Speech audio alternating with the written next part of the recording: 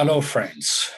Welcome to another episode of my YouTube channel that is dedicated to the translation of English poetry into Urdu with explanation. Today, I'm going to present to you a poem, You Start Dying Slowly. I won't give you its author for now, but let me read out the poem first in English and then in Urdu, and then I'll tell you why I did not give you the name of the poet first. So let us begin. You start dying slowly. You start dying slowly if you do not travel, if you do not read, if you do not listen to the sounds of life, if you do not appreciate yourself. You start dying slowly if you become a slave of your habits, walking every day on the same paths. If you do not change your routine, if you do not wear different colors, or you do not speak to those who don't know, you start dying slowly. If you avoid to feel passion and their turbulent emotions, those which make your eyes glisten and your heart beat fast. You start dying slowly if you do not change your life when you are not satisfied with your job or with your love. If you do not risk what is safe for the uncertain, if you do not go after a dream, if you do not allow yourself at least once in your lifetime to run away from sensible advice. Now it is Urdu translation.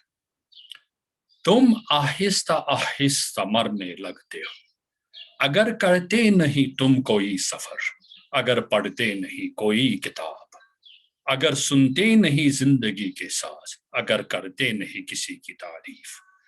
तुम आहिस्ता आहिस्ता मरने लगते हो जब अपनी इज्जत नफ्स को मार डालते हो, जब दूसरों को मदद नहीं करने देते हो. तुम आहिस्ता आहिस्ता मरने लगते हो अगर तुम अपनी आदत के गुलाम बन जाते हो, आए दिन एक ही रास्ते पर चलते हो, अगर तुम अपने रोजमर्रा का तर्ज अमल तब्दील नहीं करते हो, अगर तुम मुख्तलिफ रंग नहीं पहनते हो या अजनबियों के साथ बात नहीं करते हो.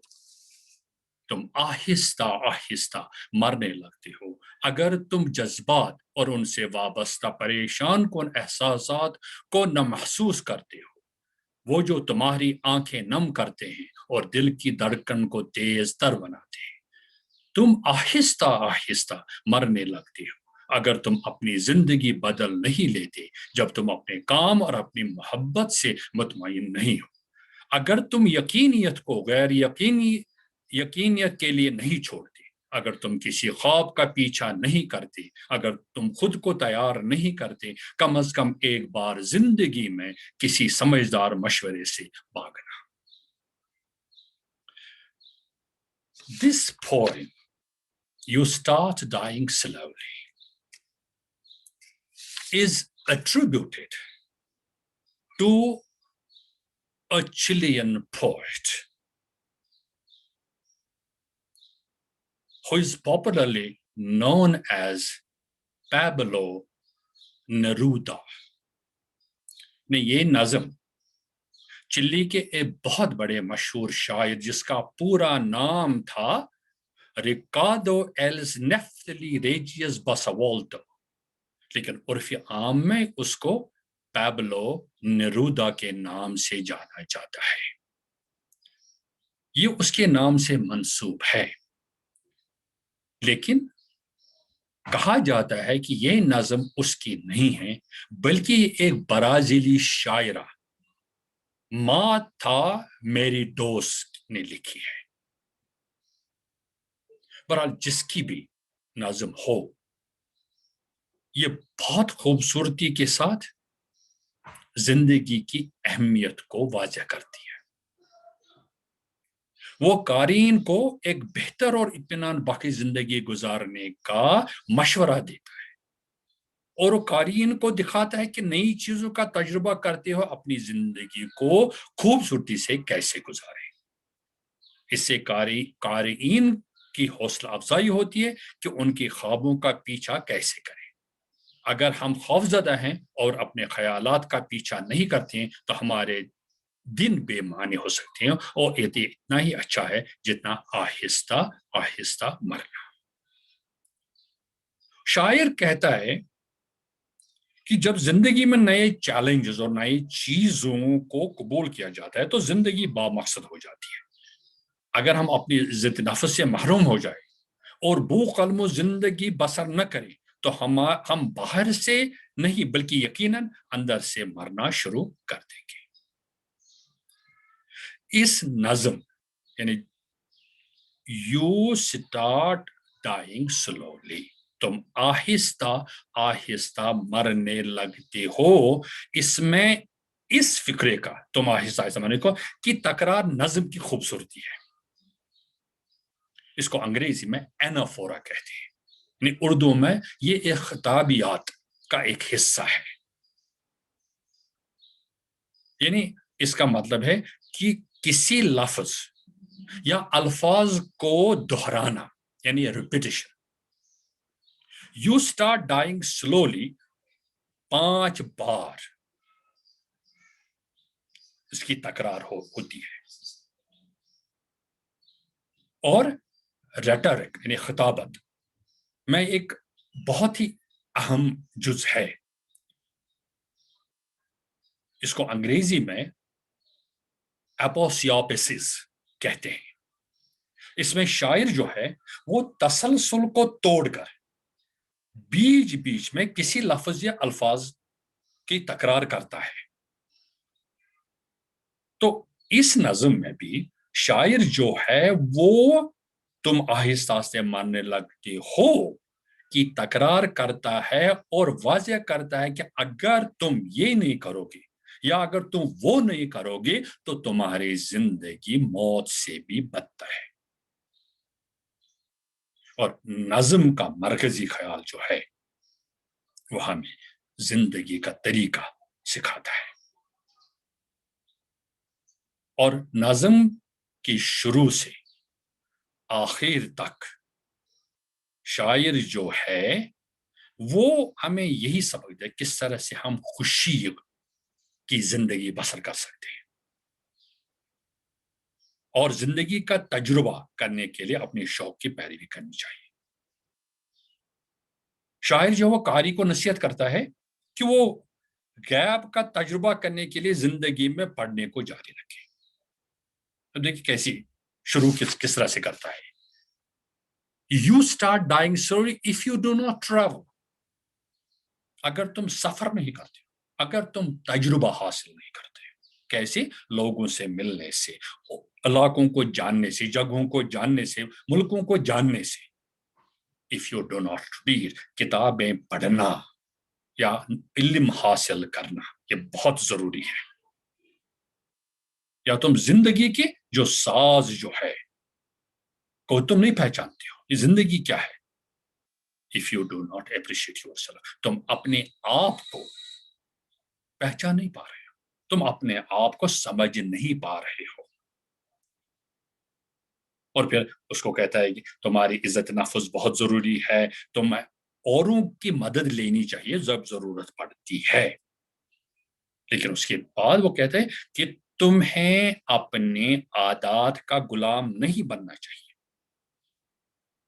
اور تم ایک ہی گھسے پٹے راستے پر چلتے جاتے ہو اور سمجھتے ہو کہ یہی بہت بڑا راستہ ہے. یہ بھی غلط ہے. اچھا تم زندگی کے رنگوں کو پہچان نہیں پا رہے ہو جس کو یہ کلرز کہتا ہے. You do not wear different colours. You do not speak to those who don't know. جن کو پتا نہیں ہے ان کے ساتھ تم بات نہیں کرتے ہو. اچھا تمہیں اپنی زندگی میں جذبات کی قدر کرنی چاہیے اور تم مرنے لگتے ہو یا تمہاری زندگی موت سے بدتر ہے اگر تم اپنی زندگی کو تبدیل نہیں کر پائے کیونکہ اس سے تم مطمئن نہیں ہو. तुम मोहब्बत में नाकाम हो गए हो, तुम जिंदगी छोड़ देते हो, या जिंदगी को तुम समझ नहीं पा रहे हो, तुम जिंदगी से बेजार हो। और आखिर पर वो कहता है कि एक चीज बहुत जरूरी, कम से कम एक बार अगर कोई तुम्हें बहुत समझदारी की बात करे तो अपनी जो छोड़ने की जो उसको छोड़ने की जो अदा जो है वो तुम्हें भी होनी चाहिए। कि अगर चलो किसी ने एडवाइस की, लेकिन तुम किसी के हर किसी वक्त किसी और के गुलाम बनकर नहीं रह सकती हो, या नहीं तुम्हें नहीं रहना चाहिए, बल्कि तुम्हें किसी और की बात को, अगर तुम उसको समझते हो ये समझदारी की बात है, लेकिन अपने वकार, अपने इज्जत नफ्स को, अपने आप को एक मुकम्मल इंसान जानने के लिए अगर तुम किसी वक्त समझदारी की बात को छोड़ भी देते हो तो उससे शायद कोई फर्क नहीं पड़ सकता है, या कोई फर्क नहीं पड़ेगा। तो शायर जो उसका मकसद जो है वह हमें ये बताता है कि हमें जिंदगी में वही काम करने चाहिए जो हमें पसंद हो, या हम आराम से कर सकते हैं।